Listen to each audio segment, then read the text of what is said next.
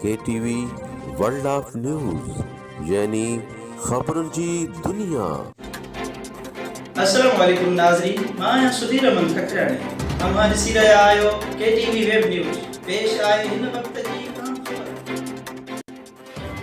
गढ़ी Yasin degree college में principal professor Ubaidullah दायो पारां ईद मिलादुल नबी जे सिलसिले में तकरीब मुनक़िद कई वई, जंहिंमें assistant commissioner Garhi Yasin Masroor Ahmed Bijarani, Shah Abdul Latif arts college Shikarpur जी principal Syed Arif Hussain Shah, government boys high secondary school जी प्रिंसिपल ज़ाहिद अली सुमरो, डॉक्टर काज़ी खुर्शीद अहमद समेत शहर जे मोअज़्ज़िज़ीन ऐं सहाफ़ियुनि शिरकत कई।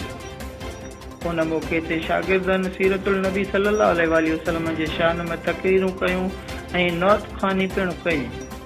तक़रीब में शागिर्दनि में एवार्ड पिणु विराया विया।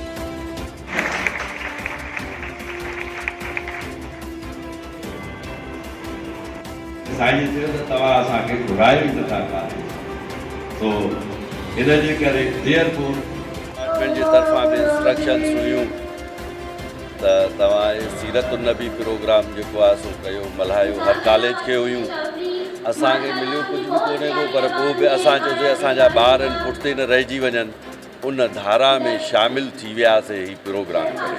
उन जे करे ही प्रोग्राम कयो त महिमान आया आहिनि, ॿार तव्हांजे अॻियां जेके आहिनि, असांजी बहितरीनु कॉलेज हली रही आहे अल्हम्दुलिल्लाह। इहा ई आहे, इन करे इहो प्रोग्राम असां करे स्टाफ न आहे, ही बिल्कुलु ॿारनि जी प्योरली पंहिंजी महिनत आहे। उन्हनि जे शौक़ खे ॾिसी असां जल्दी कईसीं। पहिरीं ॻाल्हि त मां इंतिहाई पाण खे ख़ुशनसीबु महसूसु कयां थो इन हवालनि सां।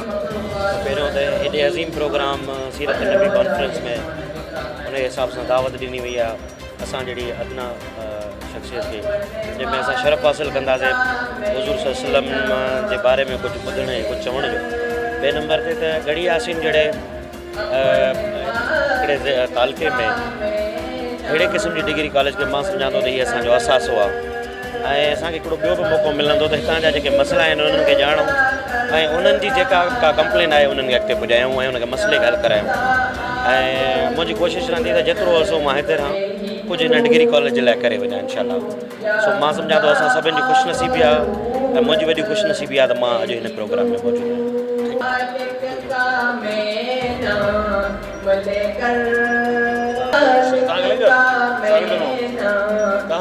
इन गढ़ी यासीन में कॉलेज मिली, अॼु मुंहिंजो नालो आहे गुलाम राज़िक जकरो, फर्स्ट ईयर प्री मेडिकल जो स्टूडेंट आहियां। अॼोको जेको असांजो प्रोग्राम आहे उहो सीरतुन नबी सल्लल्लाहु अलैहि वसल्लम जे हवाले सां आहे। तो इन प्रोग्राम जी जेका अरेंजमेंट कई आहे उहा असां उबैदुल्लाह साहब कई आहे, असांजे जेके उस्ताद साहिबान आहिनि। इन प्रोग्राम में असां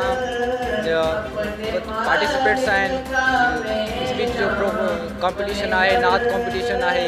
असांखे ॾाढी ख़ुशी थी आहे त असां हिन में हिसो वरितो आहे। थैंक्स रखियो आहे जेको जज़्बो असांखे साईं वारनि पैदा कयो आहे।